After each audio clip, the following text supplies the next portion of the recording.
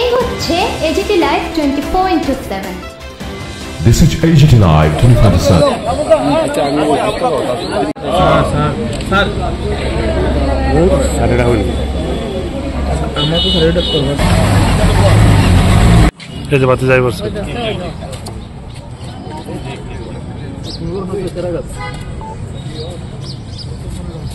আচ্ছা আমাদের সবাই বসে সবাই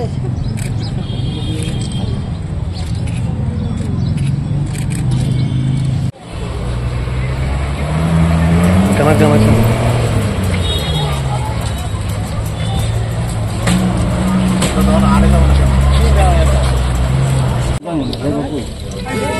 না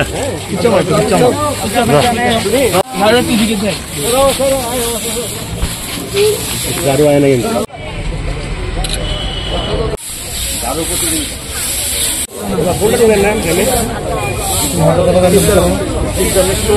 আমরা তো বলেছি যে ওয়ান টাইম যে প্লাস্টিক যে বর্জন করা আমাদের উচিত এবং আমরা বারবার চেষ্টা করছি।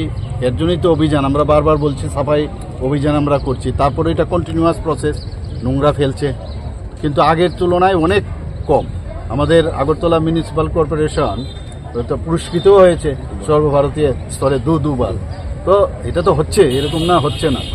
তো সব দিকেই আমাদের একটা মানে সব দিকে নজর আছে, কাজ করছি আমরা। সাধারণ মানুষের জন্য আমরা নির্বাচিত হয়েছি, মানুষের জন্য কাজ করব। সমস্যাগুলো হচ্ছে, সমস্যার সমাধানের লক্ষ্যে আমরা কাজ করছি। সর্বমোট কতটুকু প্রায় কালকে অবধি তো আমার কাছে যা খবর আছে প্রায় 5,80,000 আমাদের সদস্য পদ হয়েছে। আমাদের টার্গেট 12 লাখ এবং সেটা হবে। গত বছর আমাদের 2019-এ আমাদের ছিল 6,50,000। তো আস্তে আস্তে করে সেটা হবে। আরেকটা হলো আজকে মহালয়া, 7 দিন বাদই দুর্গাপূজা। তো এই সময়ে দাঁড়িয়ে স্বাভাবিকভাবে একটা উৎসব, রাজ্যের মানুষ তো অদ্ভুত অনুভূতি। আজকের সকালটা আপনারা জানেন সবাই, ছোটোবেলার থেকে আমরা মানে মহালয়ার জন্য অপেক্ষা করে থাকি।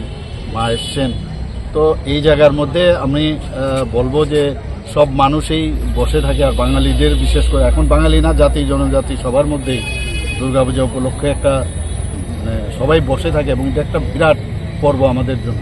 এবং আমি সবাইকে আমার ব্যক্তিগত তরফ থেকে এবং সরকারের পক্ষ থেকে আমি মহালয়া এবং দুর্গাপূজা, আসন্ন দুর্গাপূজা উপলক্ষে সবাইকে হার্দিক অভিনন্দন জানাচ্ছি এবং সুন্দরভাবে কাটুক। This is very important.